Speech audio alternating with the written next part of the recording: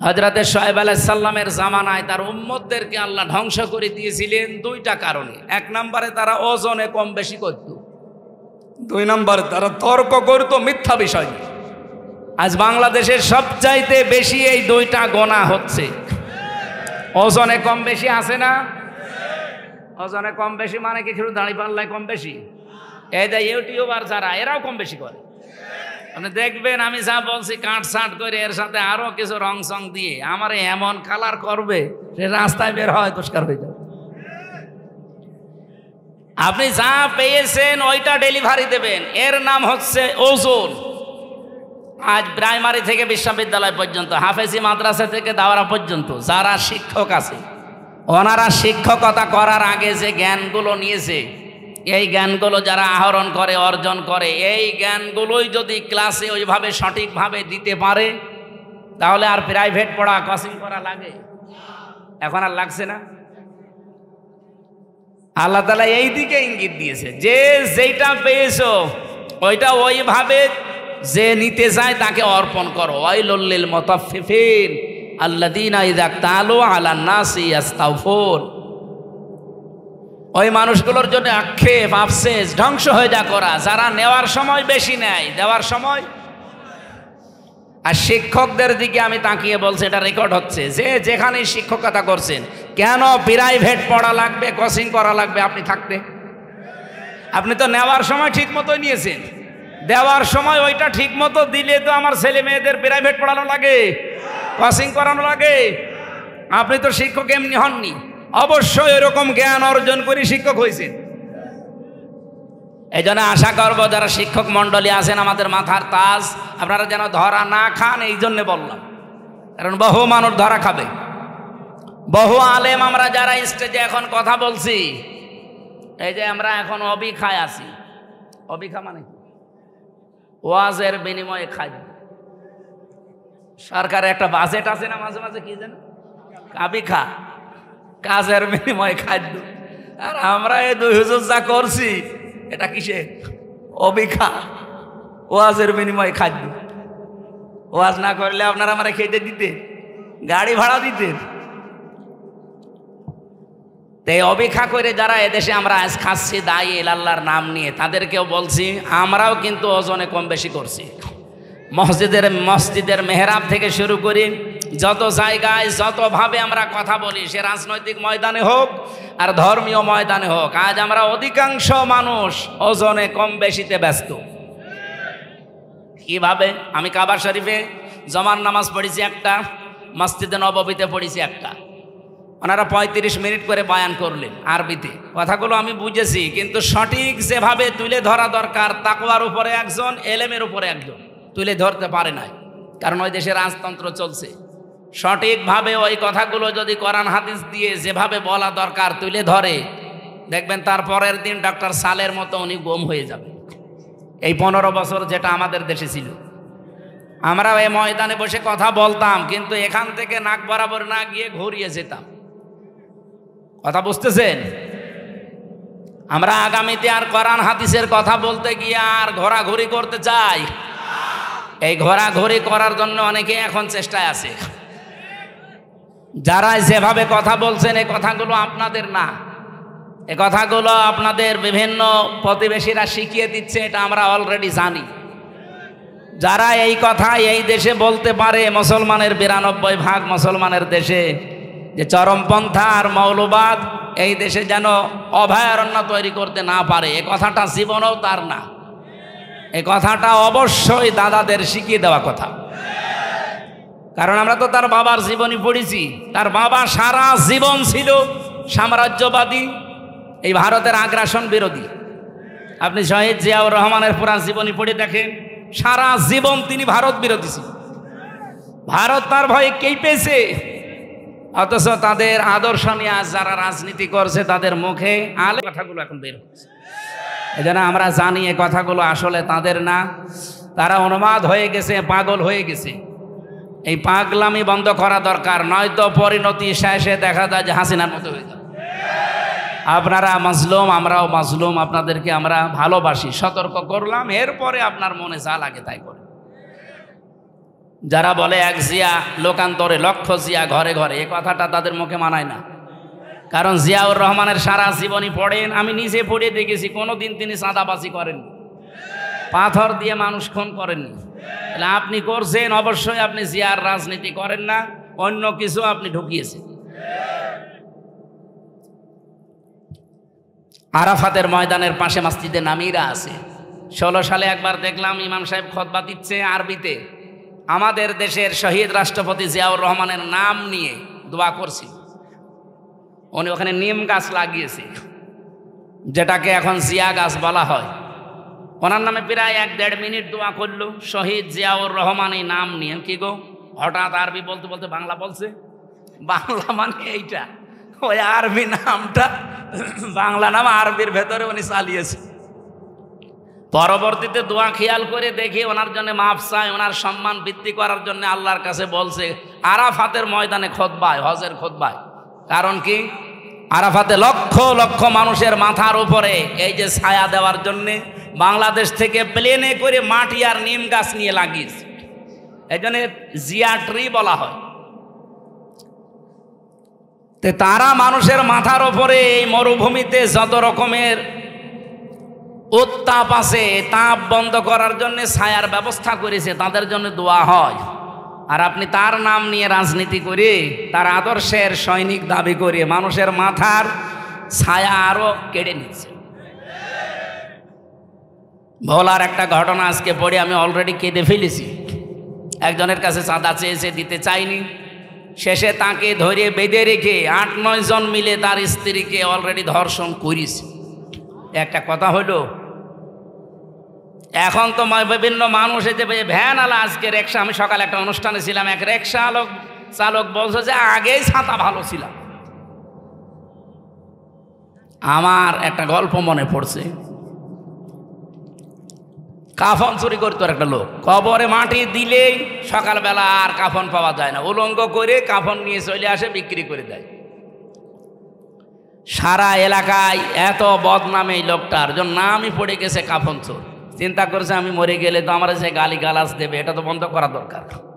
ওর ছেলেকে বলছে, দেখো আমি যখন মারা যাব আমার এই নামটা যেন অন্তত কেউ উল্টা পাল্টা না ডাকে, এমন কাজ করবা যেন আমার নাম অন্তত মানুষ ভালো বলে। চিন্তা করছে আমার বাবার নাম ভালো বলবে, বাবার মতো কাজ তো আমি করিনি। ওর বাবা তো কাফন চুরি করতো, লাশ ফেলে রাখতো, আর ও এখন শুধু কাফন চুরি করে না, কাফন চুরি করে আর লাশ গাছের সাথে টাঙিয়ে ভেতরে বাঁশ দেয়। এই দৃশ্য দেখে এলাকার মানুষ বলছে যে কি এদের বাবাই ভালো ছিল,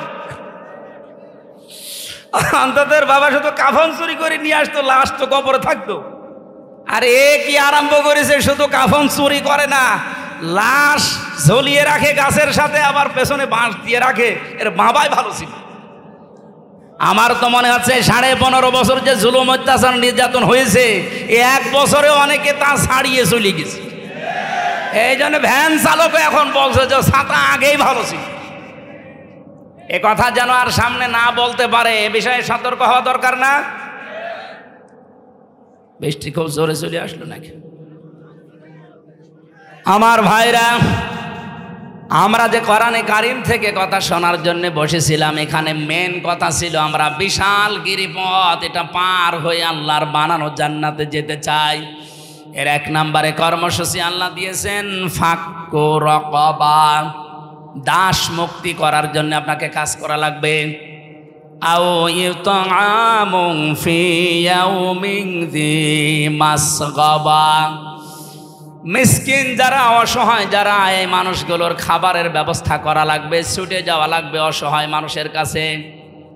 অবাংলার মুসলমানেরা এটা যেহেতু রেকর্ড হয়, সারা বাংলাদেশ ছড়িয়ে যাচ্ছে, আমি নিরপেক্ষ দৃষ্টি নিয়ে বলছি, আপনি বলেন এই যে কর্মসূচিগুলো বলছি, 1 নম্বরে তারা দাসত্ব মুক্তির জন্য কাজ করবে। মানুষের ঘাড়ে যাদের শৃঙ্খলা পরানো আছে, শৃঙ্খলা মুক্ত করার চেষ্টা চালাবে। এদের তাফসির হয় 2টা। 1 নম্বরে বন্দি মুক্তিকরণ। আজ বিনা কারণে বাংলাদেশের 68টা জেলখানা আছে। এই জেলখানাগুলোতে বিনা কারণে অনেকেই বছরের পর বছর পড়ে আছে। কোনো অপরাধ না করেও পড়ে আছে। কয়েকদিন আগে একজন মুক্তি পেয়েছে, ফারাবি নামে, আমার সাথে ছিল জেলখানায়, ইসলামের পক্ষে লিখত, বিশ্বনবীকে কেউ গালি গালাজ করলে তাদের বিপক্ষে লিখত।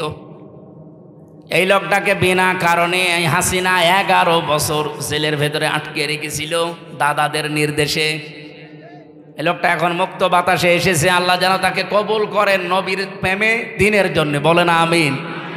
এরকম বহু মানুষ বিনা কারণে 1,10,000-এর উপরে ওই সময় আমরা জেলখানা ছিলাম সারা বাংলাদেশে, যারা বিনা কারণে এভাবে আছে তাদেরকে মুক্ত করার জন্য যারা চেষ্টা চালাবে। 2 নম্বরে, মানুষের তৈরি করা আইন যারা দুনিয়ায় কায়েম করতে চায়, মানুষকে মানুষের দাস বানাতে চায়, সেখান থেকে মুক্ত করে যারা আল্লাহর গোলাম, আল্লাহর দাসে পরিণত করার জন্য চেষ্টা চালায়, এই কর্মসূচি যাদের হাতে আছে তারা সফল। বাংলাদেশে শুধু আমার দৃষ্টিতে দেখেছি যারা ইসলাম নিয়ে রাজনীতি করে তারাই শুধু এইটা চাচ্ছে যে আমরা মানুষকে আল্লাহর গোলাম বানাতে চাই। যারা মানুষকে মানুষের গোলাম বানাতে চায়, মানুষের দাস বানাতে চায়, তারা জীবনও সফল হতে পারবেন না। চর্মচকে হবে, হয়তো মনে হবে যে আমি সফল হচ্ছে, কোরআন বলছে না। যারা মানুষকে মানুষের দাসত্ব থেকে মুক্ত করতে চায়, চেষ্টা করে, তারা সফল হবে। এই হিসাবে তালিকা করলে আমি এখন দেখতে পাচ্ছি, আমি একেবারে সরাসরি বলছি, বাংলাদেশ জামাত ইসলামী এইটা চাই।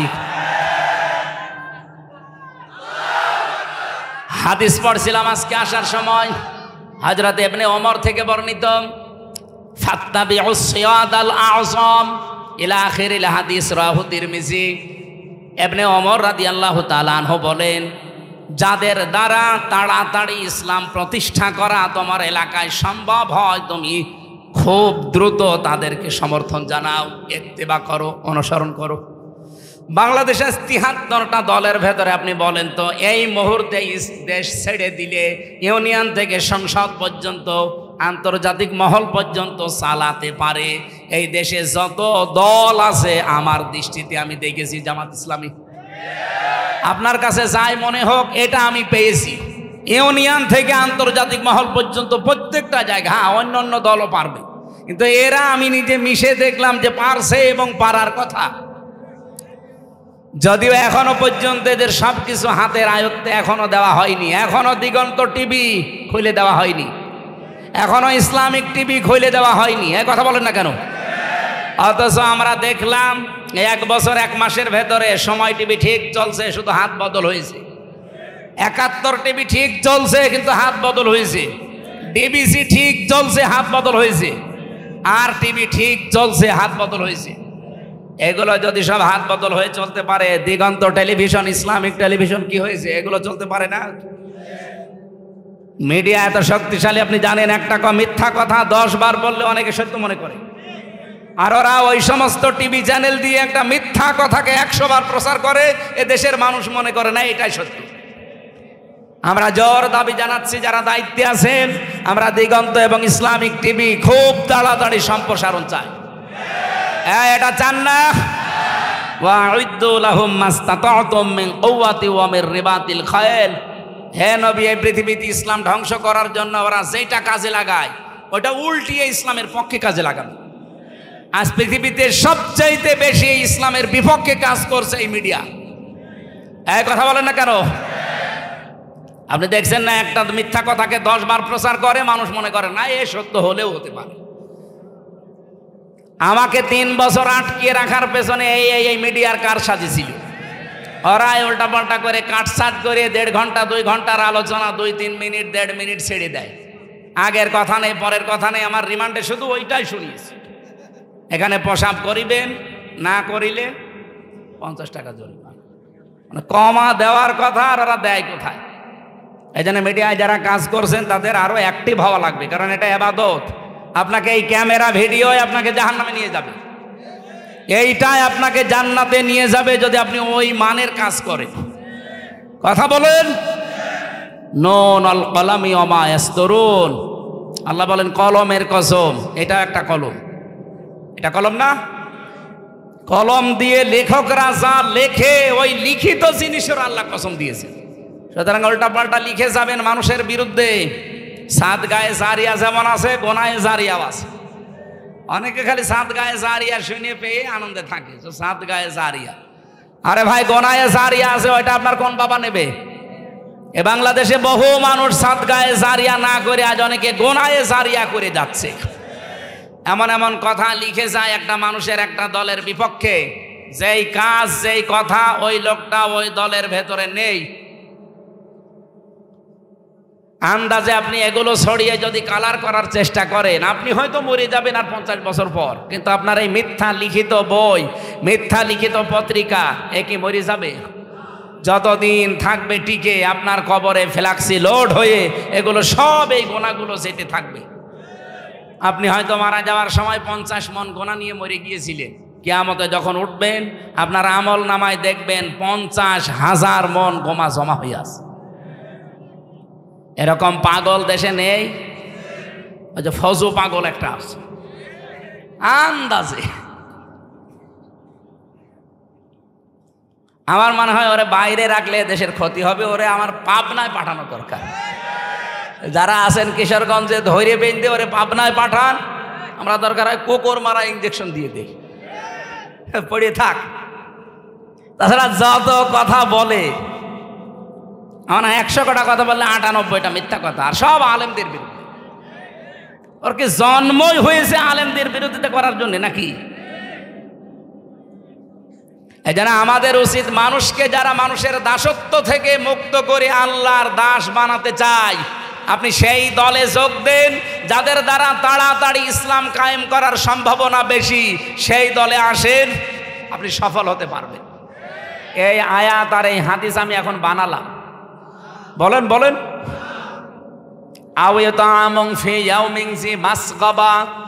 যারা এতিম মিসকিন অসহায়, যারা তাদের কাছে যারা এগিয়ে যায়, আজ 1 বছর 1 মাস এই দেশটা দ্বিতীয়বারের মতো আমরা যারা স্বাধীনতা বলছি, বলেন তো 1 বছর 1 মাসের ভেতরে সবচাইতে বেশি মানবতার কাছে এগিয়ে গেছে কোন দল? আপনি আন্দাজে না বলে নিরপেক্ষ দৃষ্টি দিয়ে বলেন।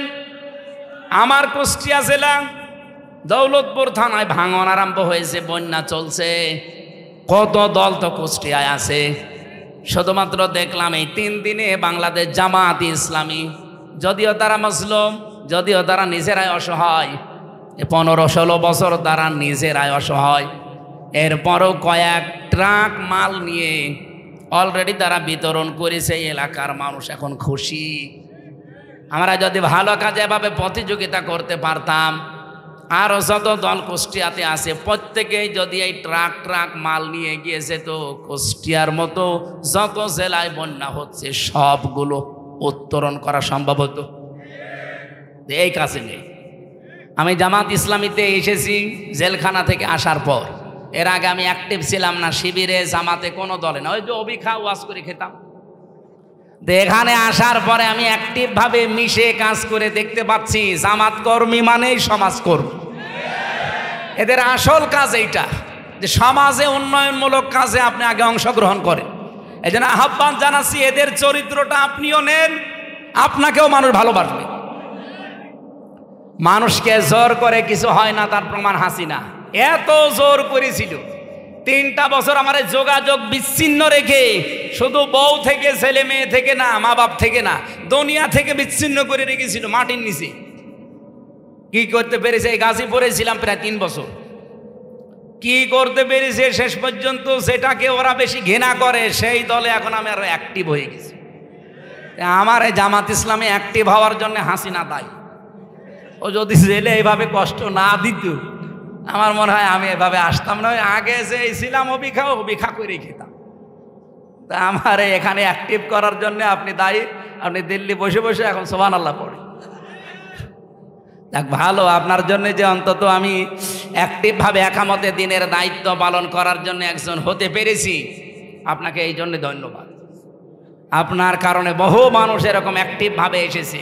আমরা 76 জন আলেম এক জায়গায় ছিলাম, মাওলানা মামুনুল হক ভাই সহ। আমি তার নামটা আসলেই দোয়া করে নেই, কারণ এই 3 বছরে অনেক অবদান তার আমার উপরে আছে। জেলখানায় খাবার খাওয়া যায় না, এই যে গাজীপুর জেলা কি গরিব? কাশিমপুরে, গাজীপুরের ভেতরে না? কি খাবার দেন আপনারা? মাওলানা মামুনুল হক হাফিজাহুল্লাহ, আল্লাহরে বান্দা, 3 বছর আমার সাথে এক ঘরে ছিল, পাশাপাশি রুমে আমরা। মানে প্রতিদিন সকালে আর দুপুরের খাবার আমরা একসাথে খেতাম। খাবারটা গরম করতে পারতেন ওনার কাছে। এটা যদি না থাকতো আমার শরীর যা আছে, আমার মনে হয় আমি আরও দুর্বল হয়ে যেতাম। ওনার কাছে আমি এই জন্য ঋণী। আল্লাহ যেন তার সর্বোচ্চ মাকাম দুনিয়া আখেরাতে দান করেন, আমিন। সম্মানিত ভাইরা, আমি যেটা বোঝাতে চাচ্ছিলাম, জামাত কর্মী যারা আছে তারা যেমন সমাজকর্মী, তারা চাঁদাবাজি করে না, তারা আজ লুণ্ঠন করে না, তারা মানুষের মাথায় লাঠি দেয় না। একটাই কারণে, আমি যতটুকু দেখলাম এই 1 বছর 1 মাসে জামাতে যত মানুষ আছে কেউ বসে খায় না, প্রত্যেকটি মানুষ কাজ করে খায়। সে যদি ভ্যান চালকও হয়, কেউ বসে খায় না। আপনি দেখেন প্রত্যেকের কোনো না কোনো কাজ আছে। আর ওই কাজ থেকে 1 মাসে যদি 5,000 টাকা উপায় হয়, সেখান থেকে অন্তত 5% হলে যেই কয় টাকা হয় সেই কয় টাকা নিয়েই জিতছায় সে জমা দেয়। এই জন্য এই দলটা চালাতে কোনো বেগ পেতে হয় না। আর অন্যান্য দলের দ্বারা এইভাবে দেওয়ার কোনো নিয়ম নেই।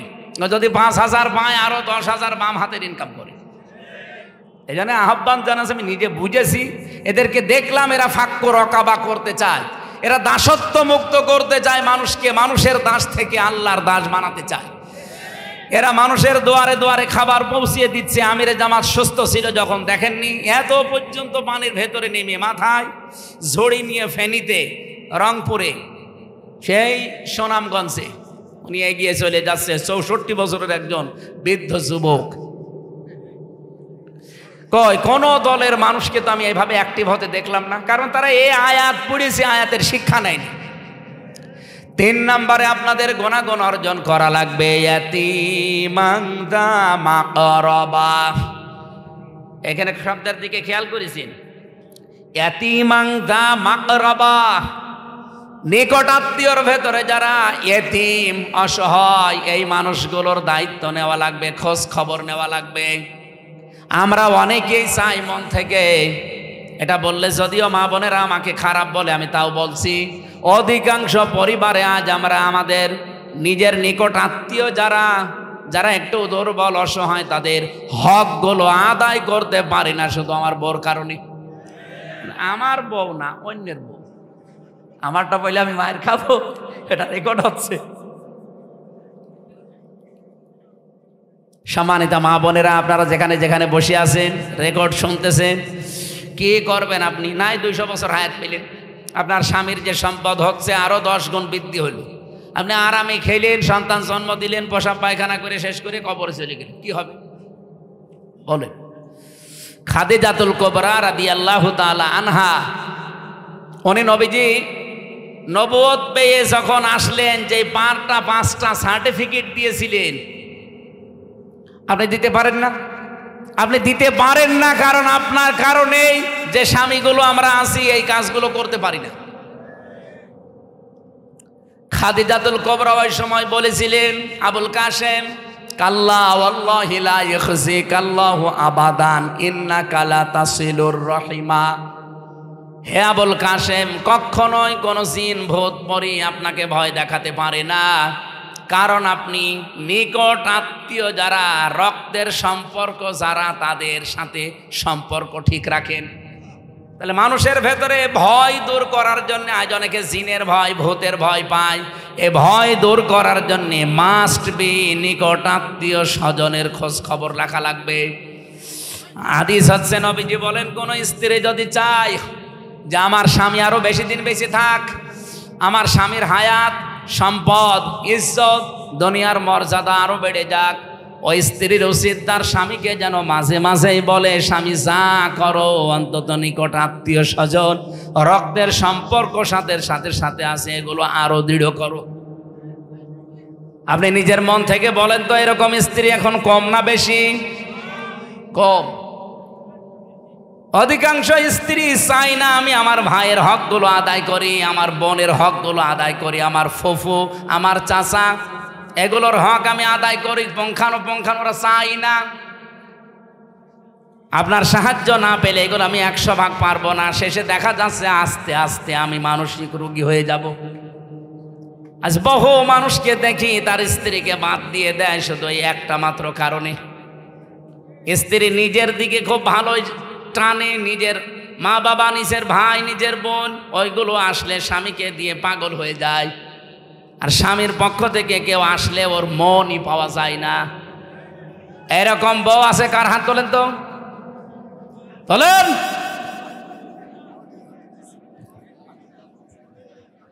যাদের এরকম আছে তারা সাবধান। সম্মানিতা মা বোনেরা, নামাজ পড়ে রোজা রেখে আর কালো বোরকা পরে আপনি কি করবেন? আপনি তো রক্তের সম্পর্কগুলো আরো দৃঢ় করার জন্য ছাড় দিয়ে হলেও চেষ্টা করবেন। সফল আমাকে দেখতে চান, এইভাবে আমাকে সফলতায় পৌঁছিয়ে দেন। আও মিসকিনান দা মাতরবা, তোরব থেকে এসেছে। তোরব মানে ধোলা মলিন, ধোলা বালি। যারা ধোলা মলিন পথে ঘাটে, স্টেশনে, বাস স্ট্যান্ডে, রাস্তাঘাটে যারা ধোলা মলিন অবস্থায় থাকে, এই মানুষগুলোর যারা ছিন্ন বিচ্ছিন্ন, যারা ছিন্নমূল বলা হয়, এদের কাছে যারা এগিয়ে যায়, এদের মাথায় অন্তত একটু হাত বুলিয়ে দেয়, শান্তির পরশ পেয়ে এই মানুষগুলো একটা তৃপ্তির হাসি দেয়। নবীজি জানিয়েছেন একটা এতিমের মুখের এই তৃপ্তির হাসি আল্লাহর আরশ পর্যন্ত তোমার উপরে খুশি হয়ে যায়।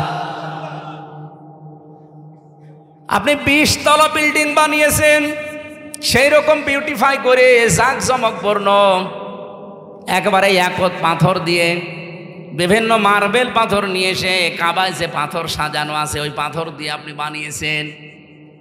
এই 20 তলা বিল্ডিং এর মূল্য আল্লাহর কাছে যত না বেশি, একটা ছিন্নমূল ধলাবালি মলিন অবস্থায় যারা বিভিন্ন জায়গায় আছে, এরকম অসহায় মানুষের পাশে যদি কেউ ছুটে যায় আর তাকে যদি হাসি দেখতে পাওয়ার জন্য চেষ্টা চালায়, ওই লোকটার প্রতি আল্লাহর আরশ পর্যন্ত খুশি হয়ে যায়।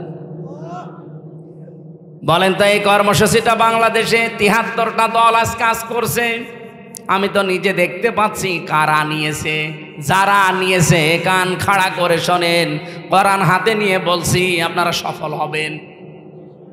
আল্লাহর কসম আপনারা সফল হবেন, যারা মানুষকে ধোলা মলিন এই অসহায় ছিন্নমূল মানুষের কাছে আজ এগিয়ে যাচ্ছে। কমিশন বানাতে দিয়েছিল সরকার নারীদেরকে। আমার তো চেহারা দেখে মনে হচ্ছিল না যে এরা নারী। নারী কমিশনে যে কয়েকজন ছিল আপনি তাকিয়ে দেখে যে নাকি মহিলা না পুরুষ বোঝা যায়। কোরআনের 13টা আয়াত ভুল ধরিস, 26টা হাদিস তারা ভুল ধরিস। আমার ভাইরা, আমি যে কথা এখান থেকে নিয়ে আসতে চাই, আপনি নারী কমিশনারে বসে, কমিশনে বসে এই জায়গায় যদি কোরআনে কারিমের এই নির্দেশগুলো নিজে পালন করে 92% মুসলমানের দেশে বাস্তবায়নের জন্য ডক্টর মোহাম্মদ ইউনূসকে আপনারা চেষ্টা চালাতেন, আজ যে কথাগুলো উঠতেছে আলেমদের পক্ষ থেকে, একটা কথাও আলেমরা এদেশে বলতো না, মুসলমানেরা বলতো না, আর আপনাদের পক্ষে থাকতো। আপনি কি করলেন? যৌনকর্মী যারা আছে তাদেরকেও নাকি শ্রমিকের মর্যাদা দেওয়া লাগবে। একটা কথা হল, তারা সারাটা জীবন নির্যাতিত। যৌনকর্মী যারা আছে, আমি একটা সাক্ষাৎকার পেয়েছিলাম এই গোয়ালন্দ ঘাটের। এই মেয়েটা দুর্ভাগ্যের কারণে সেখানে যে পড়েছে, কি নির্যাতন তার উপরে 8 বছর চলছে। এক দিন 8, 10, 15, 20 জন করে তার ইউজ করে, ব্যবহার করে, কিন্তু কাঙ্ক্ষিত মানের টাকা পয়সা তার দেয় না। তার তো এমনিতেই কষ্ট, আরো বিভিন্ন মেডিকেলের যে সমস্ত বিষয়গুলো আছে ওগুলো নিচে নামলাম না, সবগুলো থেকে তারা আপনি কষ্ট দিচ্ছেন, বঞ্চিত করছেন। তার একটা পেশা হলো, আর আপনি তাকে শ্রমের মর্যাদা দেওয়ার জন্য উঠে পড়ে লেগেছেন। আমার মনে হয় তাদেরকে শ্রমের মর্যাদা না দিয়ে আপনি নিজে ওই শ্রমের মর্যাদা নেন।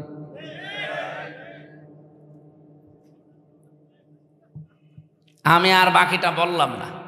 যতগুলো পয়েন্ট আমি 318 পৃষ্ঠা পুরাটা পড়েছিলাম, প্রত্যেকটা লাইনে মনে হচ্ছে সব ইসলামের বিরুদ্ধে। এই জন্য ধোলা মলিন যারা, যে সমস্ত অসহায় ছিন্নমূল মানুষ, আমাদের কাজ হবে এখন থেকে যে যেই জায়গায় আসি এখান থেকে এদের কাছে এগিয়ে যাওয়া। সুম্মা কানা মিনাল্লাযীনা আমানু ওয়া তাওয়াসাউ বিস-সাবরি ওয়া তাওয়াসাউ বিল মারহামা। এরপরে যারা ঈমান আনতে পারে, ঈমানের যে 4টা শর্ত আছে এগুলো মেনে যারা ঈমান আনে, আর যারা সবর ধৈর্য এগুলো নিজেরা ধরে এবং উপদেশ দেয়। বাংলাদেশে এখন যে অবস্থা চলছে, আপনারা খোঁজ খবর রাখেন কিনা আমি জানি না, আমার এই ছোট্ট মাথার ভেতরে যতগুলো তথ্য আসতেছে, খুব গভীর ষড়যন্ত্রে আমরা এখন কিন্তু আছি, বিশেষ করে আমাদের এই দাদাদের দ্বারা। ওরা চাচ্ছে যে কোনো কায়দা এখানে একটা হট্টগোল বাঁধিয়ে আন্তর্জাতিক মহলের কাছে দেখাতে চায় যে দেশটা জঙ্গি রাষ্ট্র, এই দেশে টপিওয়ালাদের কাজ কারবার বেড়ে যাচ্ছে। আমরা এই জন্য খুব সতর্কতার সাথে পা ফেলতে চাই। কেউ যদি পায়ে পা দিয়ে ঝগড়া করতে চায়, দোলা ভাই বলে অন্তত ফিরে আসা দরকার এখন। ওয়াতাওয়াসাউ বিস-সাবরি, সবর ধৈর্যের সর্ব উৎকৃষ্ট প্রমাণ এখন দিতে হবে। ওয়াতাওয়াসাউ বিল মারহামা, একে অপরকে রহম, এই যে রহম ছাড়া এখন আর উপায় নেই। আল্লাহ রাব্বুল আলামিন যে গুণাগুণগুলো কোরআনে সূরা বালাদের 11 থেকে 16 নম্বর আয়াতে দিলেন, এগুলো যারা পালন করতে পারে, রাব্বুল আলামিন জানিয়েছেন উলাইকা আসহাবুল মাইমানা, এরাই হচ্ছে সৌভাগ্যশালী ডানপন্থী, এরা জান্নাতি। বলেন আমিন। হাদিস পড়েছিলাম খায়রুন নাস মাইয়ানফাউন নাস, উত্তম মানুষ ওইটা যারা দ্বারা মানুষের উপকার হচ্ছে এবং হবে। নবীজি ইয়ানফাউ দিয়েছেন, এটা মজারে, বর্তমান ভবিষ্যৎ, প্রেজেন্ট ফিউচার। আল্লাহর নবী কিন্তু খায়রুন নাস মাইয়ানফাউল মুসলিমিন দেননি, যে মুসলমানের যারা উপকার করছে করবে তারা উত্তম মানুষ আল্লাহর কাছে না। নাস আছে, হিন্দু বৌদ্ধ খ্রিস্টান মুসলমান যেই হোক, মানুষ যারা তাদের উপকার করবেন, তাদেরকে নিরাপত্তায় থাকার ব্যবস্থা করবেন, আপনি আল্লাহর কাছে উত্তম মানুষ। কালকে রাত 11টার দিকে আমার ঘরে একজন হিন্দু এসেছি, আমি মনে করলাম যে মুসলমান হওয়ার জন্য এসেছি, না, এসে আমার একটা ভিডিও দেখাচ্ছে। কি ভাই নাম জিজ্ঞাসা করলাম, বলছে বিনোদ কুমার আগরওয়ালা, অনেক ধনী মানুষ কুষ্টিয়াতে। তো কি জন্য এসেছে, ওর নাম শুনে আমি এবার বুঝলাম যে ও আমার ধর্মের না, অন্য ধর্মের। আমার বলছে হুজুর আমি মুসলমান হওয়ার জন্য আসিনি, আমি একটা ভিডিও দেখাতে চাই। সেদিনে যে হিন্দু বৌদ্ধ খ্রিস্টান এদের সাথে একটা আলোচনা ছিল, সেখানে বলেছিলাম যে ইসলাম যদি দেশে আসে তাহলে আমরা যেভাবে নিরাপত্তায় আছি, নিরাপদে আছি, ওনারা অনেকগুলো কথা আমাকে শোনালো যে আমরা এই ঝামেলায় আছে এই 15 বছরে সংখ্যালঘু হওয়ার কারণে। অভয় দিয়েছিলাম যদি ইসলাম দেশে আসে একবার, শুধু আমরা যেভাবে নিরাপত্তায় আছি আমাদের চাইতে কমপক্ষে 10 গুণ বেশি নিরাপত্তায় থাকবে। আমির জামাত ঘোষণা দেয়নি দেশে মসজিদ যদি পাহারা দেওয়া না লাগে, মন্দিরও পাহারা দেওয়া লাগবে না? বলেন বলেন।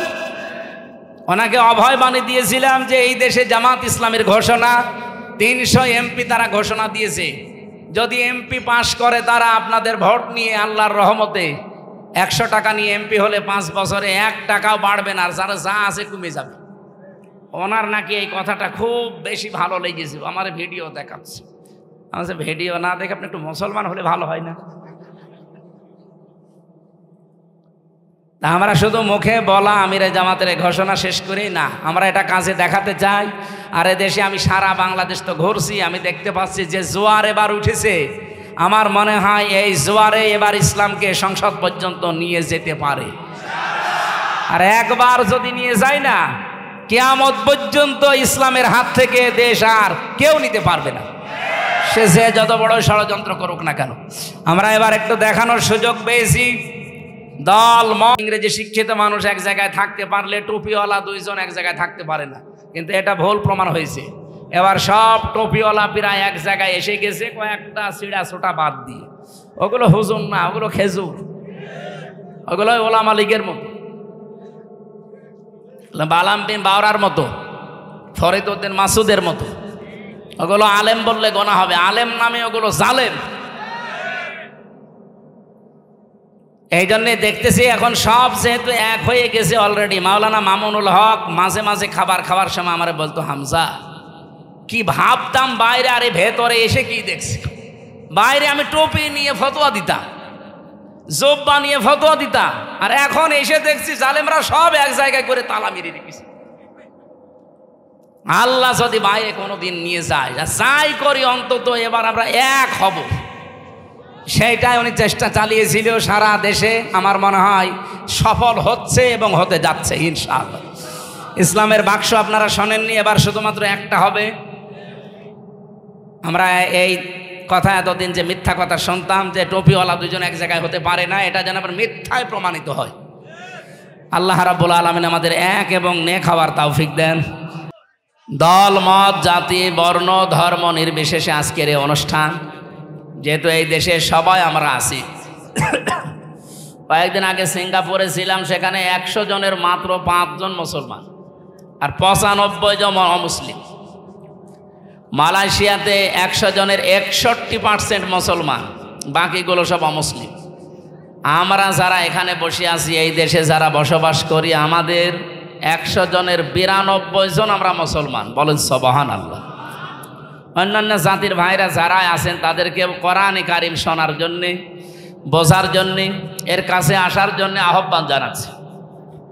কয়েকদিন আগে যশোরের কলেজের এক অধ্যাপক, উনি BCS ক্যাডার, হিন্দু বেটা ওনা হিন্দু ভদ্রলোক, উনি এসে মানে মুসলমান হবে না, তো কোরআন শরীফ জানতে চায়।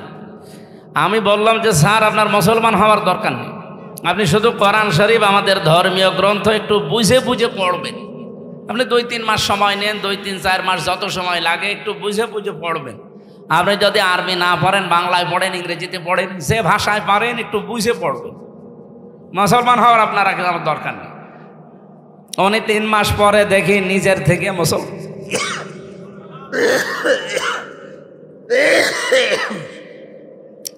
মুসলমান হয়ে গেছে। কারণ এর ভেতরে এমন কিছু আল্লাহ দিয়েছে, যদি সত্যি মন দিয়ে কেউ এগিয়ে আসে আর একে বোঝার চেষ্টা করে, আল্লাহ তাকে অবশ্যই হেদায়েত দান করবে। প্রশ্ন আসতে পারে, তাহলে গিরিশচন্দ্র সেন হেদায়েত পেল না কেন? ও তো কোরআন শরীফ আমাদের চাইতে পড়েছে বেশি, বুঝেছে বেশি, লিখেছেও বেশি, ও তাফসির পর্যন্ত লিখেছে। নরসিংদী বাড়ি এই লোকটা, এই জেলার পাশে না নরসিংদী? কোরআন শরীফ এত পড়া পড়েছিল, এক একটা শব্দের ও কমপক্ষে 33টা করে অর্থ বের করেছে। আমি ওর তাফসিরটা পড়ে দেখেছি, এমন সুন্দরভাবে লিখা, এক একটা শব্দের 33টা করে অর্থ সাজিয়েছে। এখানে যত বড় হুজুর হোক আর যত বড় আলেম হোক, আমি সহ কেউ গ্যারান্টি দিয়ে বলতে পারবে যে পড়া কোরআন শরীফের প্রত্যেকটি শব্দের অর্থ আমার একাধিক জানা আছে? পারবে না? না, আমি পড়াটা কয়েকবার শেষ করেছি, কিন্তু আমার মনে নেই। এখন আবার আমার স্টাডি করা লাগবে, দেখা লাগবে। অথচ একটা হিন্দু মানুষ কি পড়া পড়েছিল বলেন? তাহলে কোরআন শরীফ আমার চাইতে আপনার চাইতে লোকটা বেশি পড়েছে, বুঝেছেও বেশি, এবং কি লিখেছেও বেশি। তাফসির লিখতে হলে কত লেখা লাগে এক একটা আয়াতের পক্ষে। এত কিছু করার পরেও লোকটা হেদায়েত পায়নি। মারা যাওয়ার পরে তার জানাজা হয়নি, তাকে আমাদের মতো দাফন কাফন দেয়নি, তারে আগুন দিয়ে পুড়িয়ে ফেলেছে। একটাই কারণ, তার সব ছিল, কোরআন থেকে হেদায়েত নেওয়ার মতো মন ছিল না। কথা বোঝেন? যশোরের অধ্যাপকের মন ছিল, উনি বুঝে পড়েছিলেন শুধু মন দিয়ে। 3 মাসে আল্লাহ তাকে হেদায়েত দিয়ে দিয়েছে। আর এই লোকটা সারা জীবন ব্যয় করলো এই গিরিশচন্দ্র সেন, ওর মন ছিল না, এজন্য আল্লাহ তাকে হেদায়েত দেয়নি। আপনারা এখানে যারা এসেছেন, শুধু একদিন তাফসির মাহফিলের 1-2-3 আয়াতের কথা শুনে আপনি হেদায়েত পেয়ে যাবেন, বিষয়টা এমন না। আপনার মন থাকা লাগবে, যদি থাকে একদিন পড়াটা লাগবে না, 1 মিনিটের একটা কথায় আপনার মন পরিবর্তন হয়ে যেতে পারে। আল্লাহ যেন সেরকম কিছু আজকে আমাদের এই পরিবেশে দান করেন। সকলে বলেন আমিন। প্রশংসা বাণী আদায় করা দরকার আগে, এই জন্য বলেন আলহামদুলিল্লাহ। যেহেতু পরিবেশ আমাদের অনুকূলে নেই, বৃষ্টি হচ্ছে অলরেডি, যে কোনো সময় জোরে লেগে যেতে পারে, এই জন্য আমরা খুব তাড়াতাড়ি করছি।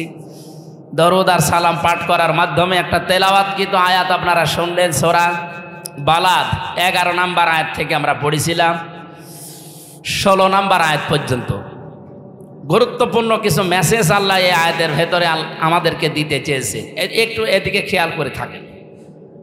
সূরা বালাদ কি বললাম বলেন তো?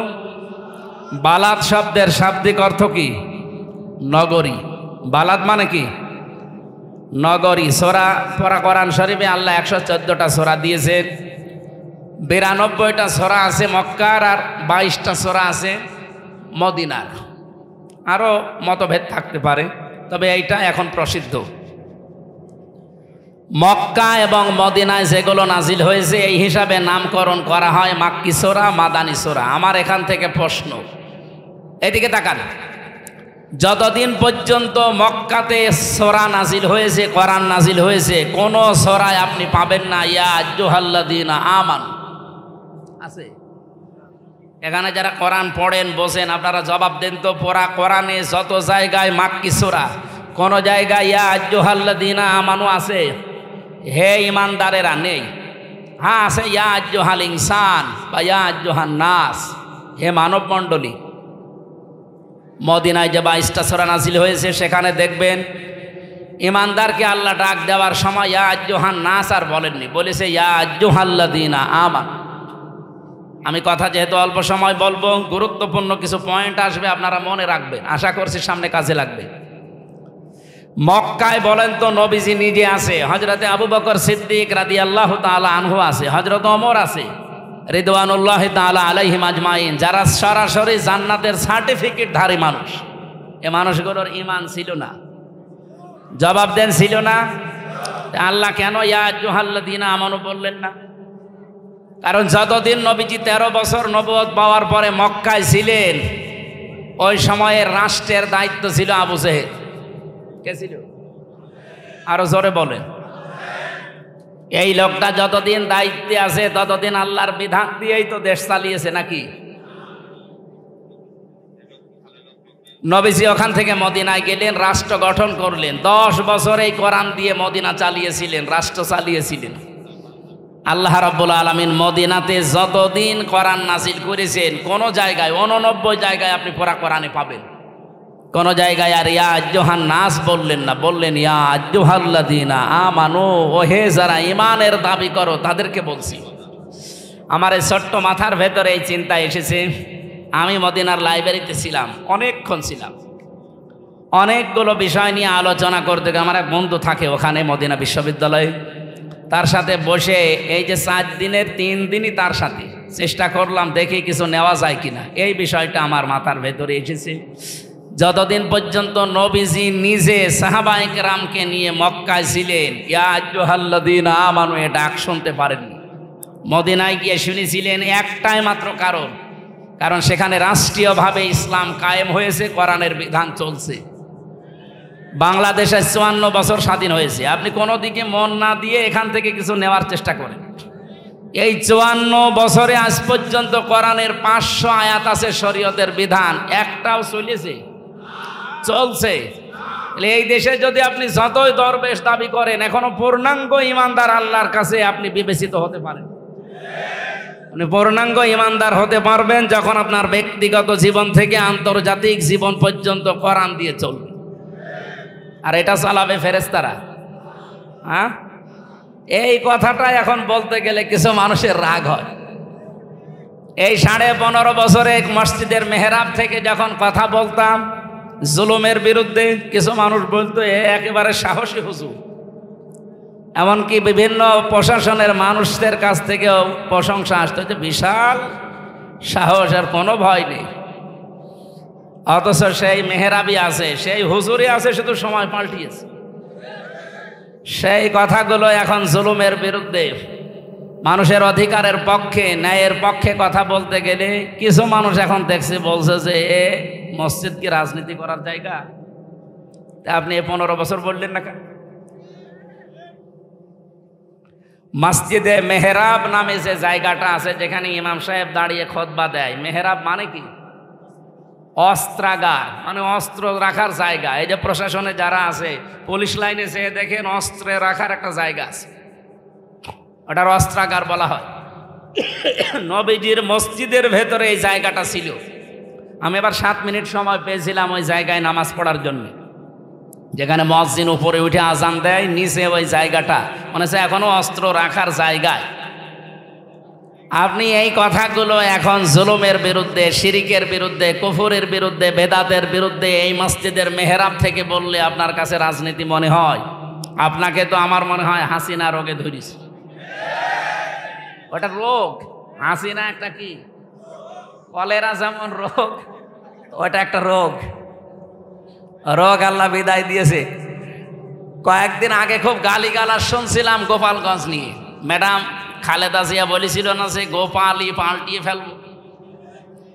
আমারে সাংবাদিক বলছে যে আপনি কি চান? আমি বললাম যত গালিগালাজ হচ্ছে অন্তত এই গালিগালাজ থেকে ওই জেলাকে বাঁচাতে হলে জেলাটা বিভিন্ন জেলায় ভাগ করে, ওদিকে নড়াইল আছে, এদিকে ফরিদপুর আছে, মাদারীপুর আছে, কারণ ওদের 3টা আসন, খুব বড় জেলা না, এত গালিগালাজ না খেয়ে 3 আসন 3 জেলায় ভাগ করে দিন, তাহলে আর কেউ গালিও দেবে না, কারণ জেলায় নেই। এই শুনে আপনি ম্যাডাম খালেদা জিয়ার উপরে রাগ করেন না, আমার উপরে রাগ করেন কেন? আমি তো তাও বলেছি ভাগ করে দিতে, আর উনি তো বলেছে পাল্টিয়ে ফেলব। উনি যদি থাকতো, এখন আছে, আর যদি সত্যি সামনে চেয়ার পায়, ও জেলার নাম রাখবে? গোপালগঞ্জ আমার মনে হয় গোলাপগঞ্জ বানিয়ে দেবে। আমি তো গোলাপগঞ্জ বানাতে চাইনি, আমি বলেছি সব ভাগ ভাগ করে দিয়ে নাম থাকবে না, মানুষ গালিও দেবে। আমি বাঁচাতে চাইলাম, আর আমারে এখন বাস দেয়, বলে এই জেলায় আসো করে আমরা দেখবো। কি দেখবে না? আপনারও যা আছে আমারও তাই আছে, কি দেখবে? সম্মানিত ভাইরা, আমরা যে কথা তুলেছিলাম সরায়ে বালাদ, এ মাক্কি সূরা, এটা মদিনায় যতদিন পর্যন্ত নবীজি ইসলাম কায়েম করতে না পেরেছেন, ইয়া আইয়ুহাল্লাযীনা আমানু শুনতে পারেননি। বাংলাদেশে 54 বছরে আমরা যারা আছি মনে করছি শুধু 2 বেলা জিকির করে মসজিদে একটু সময় ব্যয় করে আমি জান্নাতে চলে যাব, না, জীবনেও পারবেন না। এই আয়াতগুলো তাহলে মিথ্যা হয়ে যাবে। যারা আলেম আছে তাদেরকে আরো অ্যাক্টিভ হওয়ার জন্য বলছে। সূরা বালাদের 11 নম্বর আয়াতে আল্লাহ পাক বলেন, ফালাকতাহামাল আকাবাতা ওয়া মা আদরাকা মাল আকাবা। হে নবী, এই মানুষগুলো কিন্তু গিরিপথ পাড়ি দিতে রাজি না। এই আয়াতের আগে দেখবেন 10 নম্বর আয়াতে আল্লাহর ঘোষণা ছিল, ওয়া হাদাইনাহুন নাজদাইন, আমি ভালো আর মন্দ 2টা রাস্তা তাদেরকে বলে দিয়েছি। তার একটা রাস্তা গিরিপথ বললেন কেন? আকাবা মানে কঠিন পথ, গিরিপথ। যমুনা সেতুর এদিক থেকে ওদিকে পার হওয়ার জন্য একটা বিরাট ব্রিজ পার হওয়া লাগে, 5.5 কিলো 6 কিলোমিটার। আপনাকে যদি সত্যি দুনিয়ার এই জীবন থেকে জান্নাতের ওই জায়গায় যেতে হয়, মাস্ট বি একটা গিরিপথ পাড়ি দেওয়া লাগবে। বিশাল একটা সাঁকো ব্রিজ, সেতু যাই বলেন, এটা পার হওয়া লাগবে, নয়তো আপনি আল্লাহর বানানো যে বাগান জান্নাত যেতে পারবেন না। এ পর্যন্ত বলে আল্লাহ শেষ করে দেননি। রব্বুল আলামিন বলেন, হে নবী, আপনি কি জানেন এই গিরিপথ কি? ওমা আদরাকা মাল আকাবা, এই যে গিরিপথ, কঠিন পথ, এটা কি জানেন আপনি? আপনি কোনোদিন শুনেছেন এই আকাবার কোনো সম্পর্কে কিছু? এই আকাবা পার না হলে আপনি জান্নাতে যেতে পারবেন না। কত মানুষ দেখি বিভিন্ন সময় এসে বলে, হুজুর এমন ওয়াজ করবেন যেন এক ওয়াজ শুনে আমি জান্নাত চলে যেতে পারি। বলে হ্যাঁ, একটা ওয়াজ আছে। আমি কোরআন শরীফ পুরাটা পড়ে একটা ওয়াজ এইভাবে পেয়েছি যে একটা কথা যদি কেউ মেনে নিতে পারে, আল্লাহ পাক তার ওই আকাবা পার করে জান্নাতে দিয়ে দেবে। আজকে সেই ওয়াজটা আমার আয়াতের শেষে তেলাওয়াত ছিল, উলাইকা আসহাবুল মাইমানা, এরাই সৌভাগ্যশালী, এরাই ডানপন্থী, এরাই হচ্ছে জান্নাতি।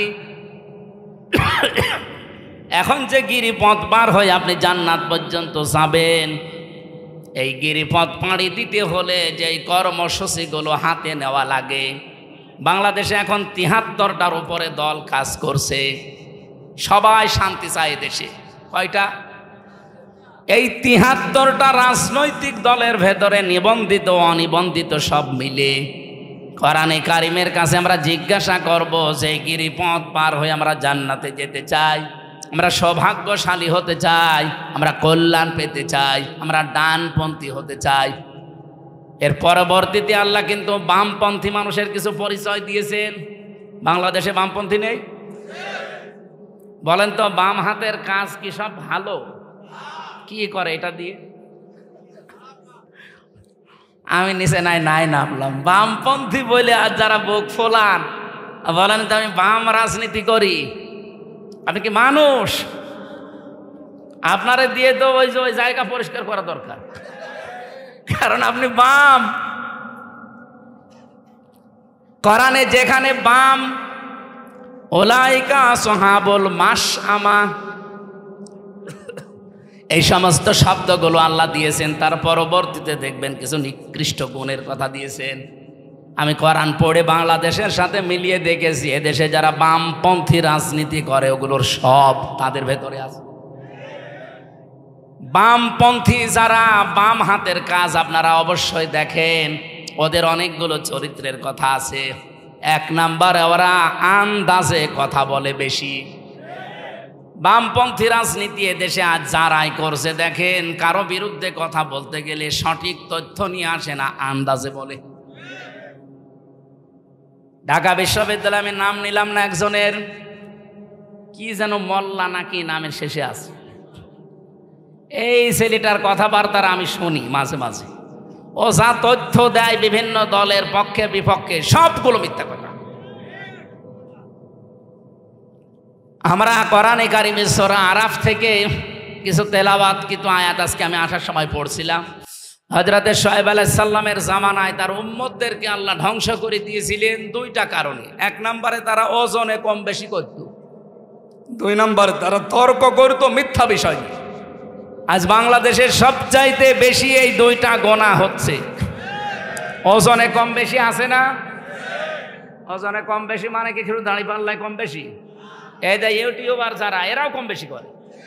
আপনি দেখবেন আমি যা বলছি কাটছাট করে এর সাথে আরো কিছু রং সং দিয়ে আমার এমন কালার করবে, সে রাস্তায় বের হয় পরিষ্কার হয়ে যাবে। আপনি যা পেয়েছেন ওইটা ডেলিভারি দেবেন, এর নাম হচ্ছে ওজন। আজ প্রাইমারি থেকে বিশ্ববিদ্যালয় পর্যন্ত, হাফেজি মাদ্রাসা থেকে দাওরা পর্যন্ত যারা শিক্ষক আছে, ওনারা শিক্ষকতা করার আগে যে জ্ঞানগুলো নিয়েছে, এই জ্ঞানগুলো যারা আহরণ করে অর্জন করে, এই জ্ঞানগুলোই যদি ক্লাসে ওইভাবে সঠিকভাবে দিতে পারে, তাহলে আর প্রাইভেট পড়া কোচিং করা লাগে? এখন আর লাগছে না।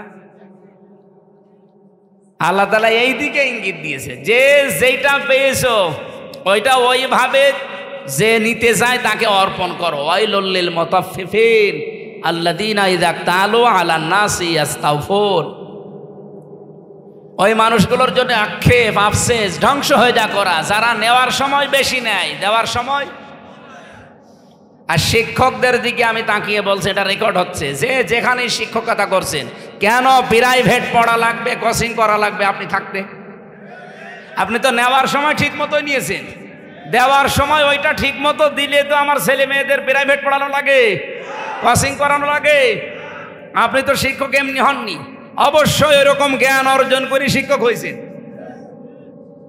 এই জন্য আশা করবো যারা শিক্ষক মন্ডলী আছেন, আমাদের মাথার তাজ, আপনারা যেন ধরা না খান, এই জন্যে বললাম। কারণ বহু মানুষ ধরা খাবে। বহু আলেম আমরা যারা স্টেজে এখন কথা বলছি, এই যে আমরা এখন অবিখায় আছি। অবিখা মানে ওয়াজের বিনিময়ে খাই। সরকারের একটা বাজেট আছে না মাঝে মাঝে, কি যেন আবিখা, কাজের বিনিময়ে খাদ্য। আর আমরা এই 2 হুজুর যা করছি, এটা কিসে? অবিখা, ওয়াজের বিনিময়ে খাদ্য। ওয়াজ না করলে আপনারা আমরা খেতে দিতে, গাড়ি ভাড়া দিতেন। তাই অবিখা করে যারা এদেশে আমরা আজ খাচ্ছি দায়ী আল্লাহর নাম নিয়ে, তাদেরকেও বলছি আমরাও কিন্তু ওজনে কম বেশি করছি। মসজিদের মেহরাব থেকে শুরু করি, যত জায়গায় যতভাবে আমরা কথা বলি, সে রাজনৈতিক ময়দানে হোক আর ধর্মীয় ময়দানে হোক, আজ আমরা অধিকাংশ মানুষ ওজনে কম বেশিতে ব্যস্ত। কিভাবে? আমি কাবা শরীফে জমার নামাজ পড়েছি একটা, মসজিদে নববীতে পড়েছি একটা। ওনারা ৩৫ মিনিট করে বয়ান করলেন আরবিতে। কথাগুলো আমি বুঝেছি, কিন্তু সঠিক যেভাবে তুলে ধরা দরকার, তাকওয়ার উপরে একজন, এলেমের উপরে একজন তুলে ধরতে পারে নাই, কারণ ওই দেশে রাজতন্ত্র চলছে। সঠিকভাবে ওই কথাগুলো যদি কোরআন হাদিস দিয়ে যেভাবে বলা দরকার তুলে ধরে, দেখবেন তার পরের দিন ডক্টর সালের মতো উনি গুম হয়ে যাবে। এই 15 বছর যেটা আমাদের দেশে ছিল, আমরা এই ময়দানে বসে কথা বলতাম, কিন্তু এখান থেকে নাক বরাবর না গিয়ে ঘুরিয়ে যেতাম। কথা বুঝতেছেন? আমরা আগামীতে আর কোরআন হাদিসের কথা বলতে গিয়ে আর ঘোরাঘুরি করতে চাই? এই ঘোরাঘুরি করার জন্য অনেকে এখন চেষ্টায় আছে। যারা যেভাবে কথা বলছেন, এই কথাগুলো আপনাদের না, এই কথাগুলো আপনাদের বিভিন্ন প্রতিবেশীরা শিখিয়ে দিচ্ছে, এটা আমরা অলরেডি জানি। যারা এই কথা এই দেশে বলতে পারে, মুসলমানের 92% মুসলমানের দেশে, যে চরমপন্থা আর মৌলবাদ এই দেশে যেন অভয়ারণ্য তৈরি করতে না পারে, এ কথাটা জীবনেও তার না। এই কথাটা অবশ্যই দাদাদের শিখিয়ে দেওয়া কথা, কারণ আমরা তো তার বাবার জীবনী পড়েছি। তার বাবা সারা জীবন ছিল সাম্রাজ্যবাদী, এই ভারতের আগ্রাসন বিরোধী। আপনি শহীদ জিয়াউর রহমানের পুরা জীবনী পড়ে দেখেন, সারা জীবন তিনি ভারত বিরোধী ছিল। ভারত তার ভয়ে কেঁপেছে, অথচ তাদের আদর্শ নিয়ে আজ যারা রাজনীতি করছে তাদের মুখে আলে কথাগুলো এখন বের হচ্ছে। এজন্য আমরা জানি এ কথাগুলো আসলে তাদের না, তারা উন্মাদ হয়ে গেছে, পাগল হয়ে গেছে। এই পাগলামি বন্ধ করা দরকার, নয়তো পরিণতি শেষে দেখা যায় যে হাসিনার মতো হয়ে যাবে। আপনারা মাজলুম, আমরাও মাজলুম, আপনাদেরকে আমরা ভালোবাসি, সতর্ক করলাম, এরপরে আপনার মনে যা লাগে তাই করে। যারা বলে এক জিয়া লোকান্তরে লক্ষ জিয়া ঘরে ঘরে, এ কথাটা তাদের মুখে মানায় না। কারণ জিয়াউর রহমানের সারা জীবনী পড়েন, আমি নিজে পড়ে দেখেছি, কোনোদিন তিনি চাঁদাবাজি করেননি, পাথর দিয়ে মানুষ খুন করেননি। তাহলে আপনি করছেন, অবশ্যই আপনি জিয়ার রাজনীতি করেন না, অন্য কিছু আপনি ঢুকিয়েছেন। আরাফাতের ময়দানের পাশে মসজিদে নামিরা আছে। 16 সালে একবার দেখলাম ইমাম সাহেব খুতবা দিচ্ছে আরবিতে, আমাদের দেশের শহীদ রাষ্ট্রপতি জিয়াউর রহমানের নাম নিয়ে দোয়া করছি। উনি ওখানে নিম গাছ লাগিয়েছে, যেটাকে এখন জিয়া গাছ বলা হয়। ওনার নামে প্রায় 1-1.5 মিনিট দোয়া করলো, শহীদ জিয়াউর রহমান এই নাম নিয়ে। কি গো, হঠাৎ আরবি বলতে বলতে বাংলা বলছে? বাংলা মানে এইটা, ওই আরবি নামটা বাংলা নাম আরবির ভেতরে উনি চালিয়েছে। পরবর্তীতে দোয়া খেয়াল করে দেখি ওনার জন্য মাফ চায়, ওনার সম্মান বৃদ্ধি করার জন্য আল্লাহর কাছে বলছে আরাফাতের ময়দানে খুতবায়, হজের খুতবায়। কারণ কি, আরাফাতে লক্ষ লক্ষ মানুষের মাথার উপরে এই যে ছায়া দেওয়ার জন্যে বাংলাদেশ থেকে প্লেনে করে মাটি আর নিম গাছ নিয়ে লাগিয়েছে, এই জন্য জিয়া ট্রি বলা হয়। তে তারা মানুষের মাথার উপরে এই মরুভূমিতে যত রকমের উত্তাপ আছে, তাপ বন্ধ করার জন্য ছায়ার ব্যবস্থা করেছে, তাদের জন্য দোয়া হয়। আর আপনি তার নাম নিয়ে রাজনীতি করে, তার আদর্শের সৈনিক দাবি করে মানুষের মাথার ছায়া আরো কেড়ে নিচ্ছে। ভোলার একটা ঘটনা আজকে পড়ে আমি অলরেডি কেঁদে ফেলেছি।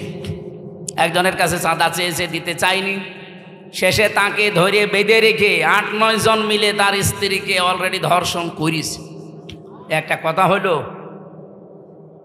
এখন তো বিভিন্ন মানুষ এই যে ভ্যান আলা, আজকে রিক্সা, আমি সকালে একটা অনুষ্ঠানে ছিলাম, এক রিক্সা চালক বলছে যে আগেই ছাতা ভালো ছিল। আমার একটা গল্প মনে পড়ছে, কাফন চুরি করতো একটা লোক, কবরে মাটি দিলেই সকালবেলা আর কাফন পাওয়া যায় না, উলঙ্গ করে কাফন নিয়ে চলে আসে, বিক্রি করে দেয়। সারা এলাকায় এত বদনাম এই লোকটার, জন্য নামই পড়ে গেছে কাফন চোর। চিন্তা করছে আমি মরে গেলে তো আমার যে গালি গালাজ দেবে, এটা তো বন্ধ করা দরকার। ওর ছেলেকে বলছে, দেখো আমি যখন মারা যাব আমার এই নামটা যেন অন্তত কেউ উল্টা পাল্টা না ডাকে, এমন কাজ করবা যেন আমার নাম অন্তত মানুষ ভালো বলে। চিন্তা করছে আমার বাবার নাম ভালো বলবে, বাবার মতো কাজ তো আমি করিনি। ওর বাবা তো কাফন চুরি করতো, লাশ ফেলে রাখতো, আর ও এখন শুধু কাফন চুরি করে না, কাফন চুরি করে আর লাশ গাছের সাথে টাঙিয়ে ভেতরে বাঁশ দেয়। এই দৃশ্য দেখে এলাকার মানুষ বলছে যে কি এদের বাবাই ভালো ছিল। অন্তত বাবা শুধু কাফন চুরি করে নিয়ে আসতো, লাশ তো কবরে থাকতো। আর এ কি আরম্ভ করেছে, শুধু কাফন চুরি করে না, লাশ ঝুলিয়ে রাখে গাছের সাথে, আবার পেছনে বাঁশ দিয়ে রাখে। এর বাবাই ভালো ছিল। আমার তো মনে হচ্ছে 15.5 বছর যে জুলুম অত্যাচার নির্যাতন হয়েছে, এক বছরে অনেকে তা ছাড়িয়ে চলে গেছে। এই জন্য ভ্যান চালক এখন বলছে যে ছাতা আগেই ভালো ছিল। এ কথা যেন আর সামনে না বলতে পারে, এ বিষয়ে সতর্ক হওয়া দরকার না? বৃষ্টি খুব জোরে চলে আসলো নাকি? আমার ভাইরা, আমরা যে কোরআনে কারিম থেকে কথা শোনার জন্য বসেছিলাম, এখানে মেন কথা ছিল আমরা বিশাল গিরিপথ, এটা পার হয়ে আল্লাহর বানানো জান্নাতে যেতে চাই। এর 1 নম্বরে কর্মসূচি আল্লাহ দিয়েছেন ফাক্কু রাকাবা, দাস মুক্তি করার জন্য আপনাকে কাজ করা লাগবে। আও ইউতআমুন ফি ইয়াউমিন যী মাসগাবা, মিসকিন যারা অসহায়, যারা এই মানুষগুলোর খাবারের ব্যবস্থা করা লাগবে, ছুটে যাওয়া লাগবে অসহায় মানুষের কাছে।